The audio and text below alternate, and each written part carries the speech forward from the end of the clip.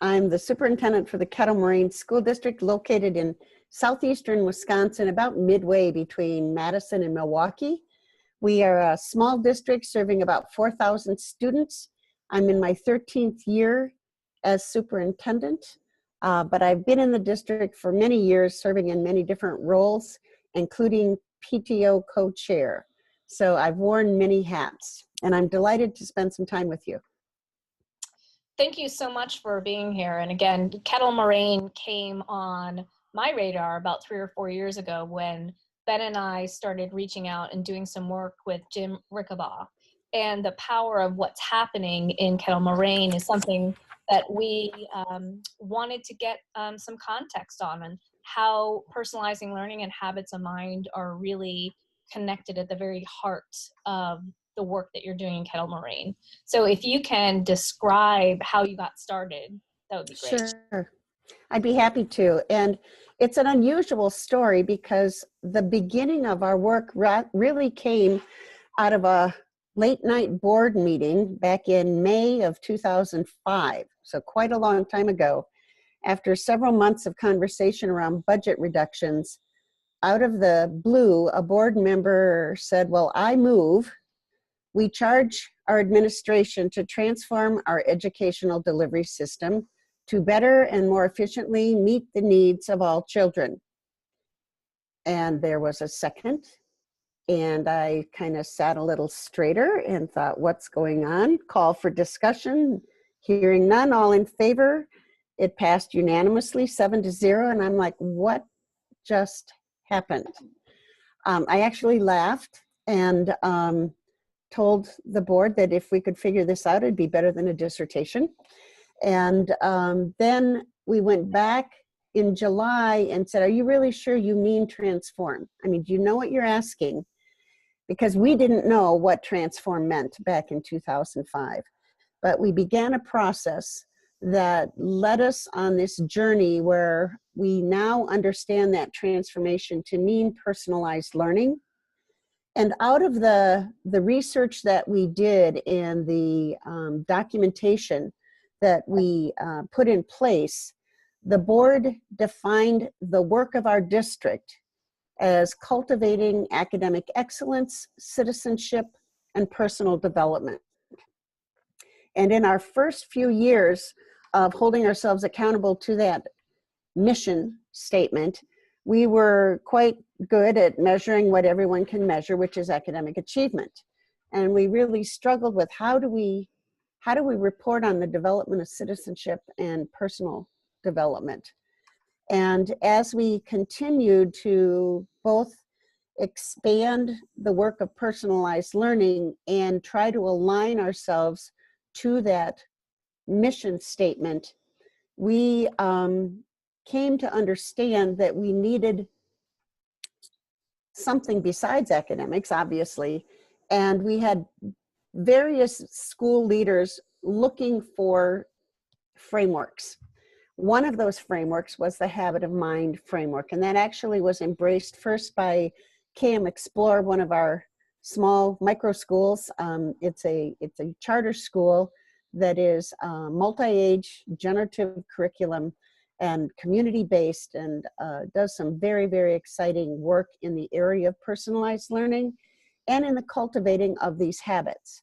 So in our leadership council, we would have action plans that were trying to move us forward in understanding how we would define personal development and measure personal development, tried different things, looked at different metrics. And at one point we came to we have 100-day action plans. So we were not ever reaching our goal, and we came to kind of a hard stop to say, are we really accomplishing, are we chasing the right goal? And instead of looking for a measure, let's settle on the framework. And so all of the schools, we have 10 schools in Kettle Moraine, all of the schools looked at the Habits of Mind framework and said, this makes sense. This makes sense at the elementary, at the middle, at the high school level. Let's develop a shared language, a common understanding, and look at this child on a continuum from kindergarten through graduation and really equip them with a clear picture of what those success criteria are. So we've been doing that work for a number of years, and I'm happy to say I really think it's serving us well. So we hear the language in elementary classrooms about managing impulsivity, and we hear the language in middle and high school about using knowledge in new contexts, and they're using the language in their current application of understanding themselves and understanding themselves as a learner. So that's really exciting. So when you started focusing on the habits of mind framework, many people get overwhelmed with the reality that it's 16. So how did you start getting folks grounded in the idea, whether it's classroom teachers, parents? What was your approach? Yeah, great question. And I think the one school had a definite advantage in being kind of a leader and sharing this is how we approached it. So it kind of grew from one elementary to all the elementaries and then to the district and all of the schools. And it was important in the beginning for people to identify a few. And even though there are 16, these are the 3 or 4, or these are the 8. Different schools use their leadership teams to determine how they were going to approach it. The commonality was it was the framework. So we weren't deviating from the framework or changing the language. And this school might be focusing on these 3, and another school might be taking 1 a month and using that as a focus. And it was okay, but because we needed to have the ownership and the leadership of the people that were working with the children to make this actionable. So there have been a multitude of approaches in how we share it. It's kind of fun. This year, as a leadership council, we take one habit every meeting, and someone showcases what does this mean and how does it apply in our world, in our work. And so just to make sure that we're all familiar and aligned with the work that we're expecting others to do. And so when you're thinking about the future and how you're continuing to make the habits come alive, not just with classroom teachers and students, but talk about the broader community for a minute. How are you engaging employers and other folks in your community in the connection to the work? Well, and there's a number of answers to that question as well.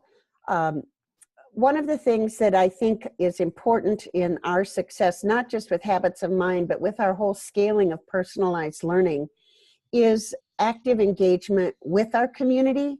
And sometimes that's formalized. About every 3 years, we formalize it with a community forum where over 100 people will spend an entire day working with us, looking at what we've done and giving direction to how we continue to move forward. The last one that we held was in September of 2015. And at that time, they spoke about the importance of a graduate profile, something that would reflect a Kettle Moraine district graduate, regardless of which of the 4 high schools a student would graduate, that we would hold these traits common for all.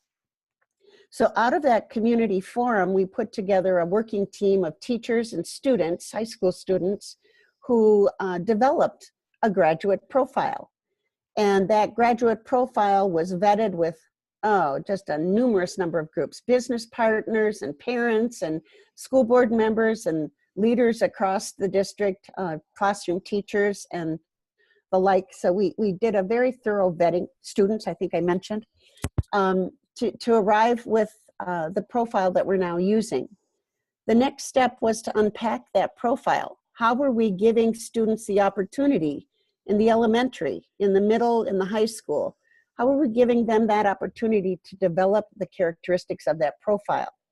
And part of that was asking, what is the evidence of the habits of mind that we are reflecting on? And how do students demonstrate growth in persistence or growth in managing impulsivity and all of those others, right? So we kind of have walked away from the notion that we need an adult to measure this and give it a score or a symbol. And we've said what we really want is for our students to own it. And so right now we're looking at students submitting artifacts that would demonstrate that they've accomplished their goal. So they set goals from kindergarten on through around the habits, and usually focusing on one. And once they feel they've accomplished that goal that they established, they'll set another one.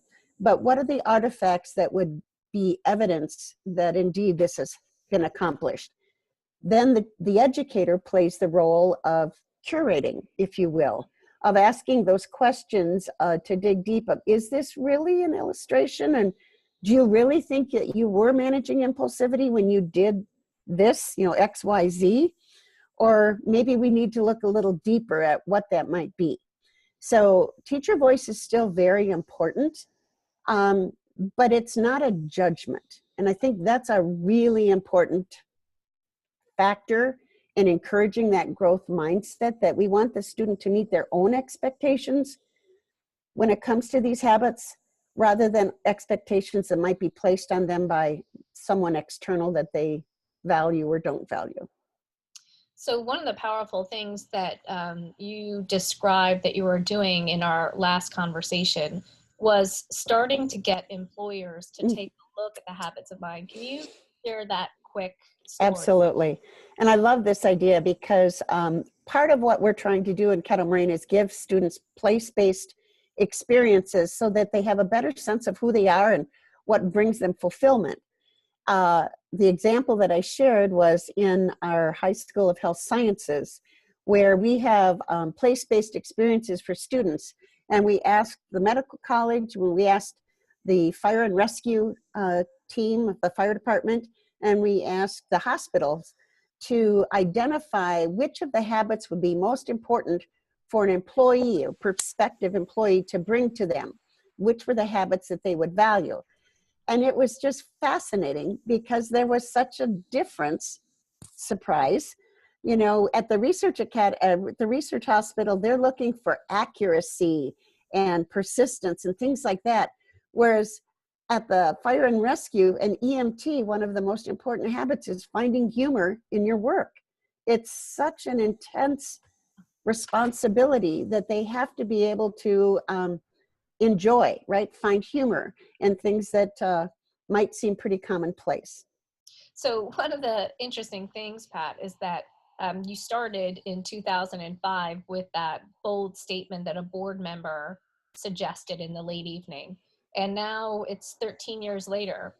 So when you're starting to think about where you are in this story, in this narrative, can you describe, does it take 13 plus years to start doing this? Or is there something that you can start to see that the story of how that transformation is happening is has a more stable aspect to it? Sure.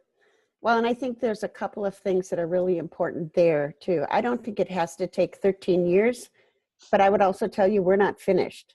So maybe it takes 25, maybe it takes a lifetime, right? So I don't know that in education we can ever be satisfied with where we are, knowing that we can always improve and do better. There's always more needs to be met. And you're never going to get anywhere if you don't start. So to me, the most important thing was beginning. And we began with a very small school, 6 teachers, and look where we are now. So it was through that courageous leadership and then being really open to listening and reflecting on what was happening and how we could reference that to meet the needs of students. I would also say that as a district leader, I think it's really important to give educators a foundation for paying attention to social emotional. So often we focus on what's easy to measure, and we value what we measure rather than measuring perhaps in other ways what we really value. So again, our use of artifacts is how we're measuring progress. That's not going to be deduced down to a 3.5 on a 4-point scale, right? So you have to be able to have some flexibility as you look at what it is that you're trying to accomplish, and use data that's best aligned with that goal in the measurement of your success. So last question, Pat, what did you learn from experience? What's one lesson that you can share for people that are just on the beginning part of their journey that you learned the harder way? I would say persisting is really important, and not trying to force an answer before it's found. So, just be true to the people that you're working with, and don't force an answer simply because you want to meet a deadline. If we hadn't stopped, we'd be measuring things, but they wouldn't necessarily be the things that matter. And I don't know that we'd be preparing students with the skills that they really need to be successful. So, another thing that I would say is we've done this work, both of personalized learning and the alignment with the habits of mind, is that academic excellence is absolutely essential for success. We want students to reach their potential academically, regardless of cognitive ability. And your GPA is not going to get you a job. It will get you an interview likely, but it won't get you the job. It likely won't keep the job. The success skills are critically important for life success.